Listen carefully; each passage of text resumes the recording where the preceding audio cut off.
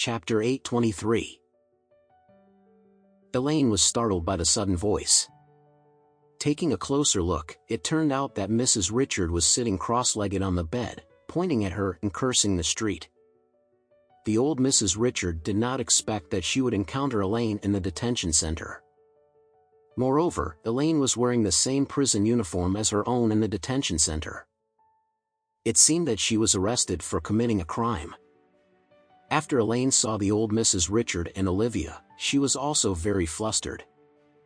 She really didn't expect that she was actually placed in the cell where the two of them were. Just now she was thinking about not splitting up with the two of them, but didn't expect to be so unlucky. So she hurriedly shouted at the small window of the iron gate while the prison guard was not far away, "Comrade prison guard, can you change me to a new cell? I don't want to live with the two of them." The prison guard said blankly, "Do you think your house opened the detention center? You can change it if you want. You don't want to live in a cell. Don't commit any crime. Why did you come early?" Elaine hurriedly defended, "I have explained it to you. That thing was completely done by my rubbish son-in-law. It has nothing to do with me. Go catch him and let me go, please."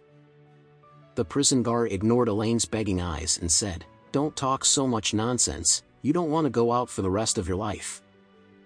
After speaking, he turned around and left. Elaine watched the other side's back go further and further, and her heart gradually sank. Olivia sneered at this time and said, "Elaine, you just moved into the Beacon Top Villa, and you haven't slept for a while. Why did you come to the detention center? According to the prison guards, you are still committing a serious crime." Elaine turned her head and looked at the grandparent and grandchildren, and cried out unlucky in her heart, but soon calmed down. A bad lady, a yellow-haired girl, what is there to be afraid of?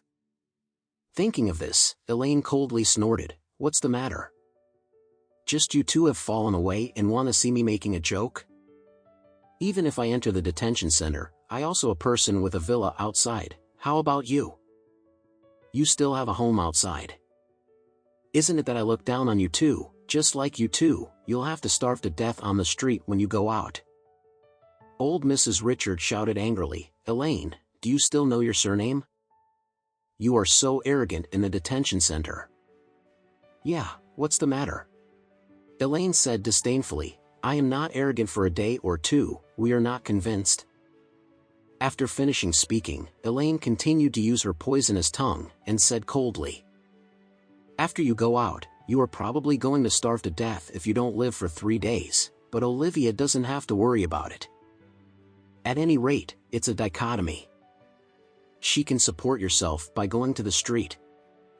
Olivia suddenly exploded, "Elaine, what are you talking about?"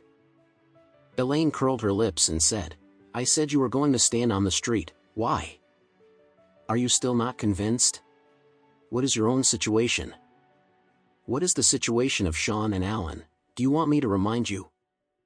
Old Mrs. Richard was trembling with anger. She deliberately glanced at Brabus, then pointed to Elaine and said, "Elaine, my Richard family has a daughter-in-law like you. This is a family shame." As soon as she finished speaking, Brabus on the side exploded. She stood up quickly, pointed at Elaine and asked the Lady Richard, "Is this your daughter-in-law who is not something?"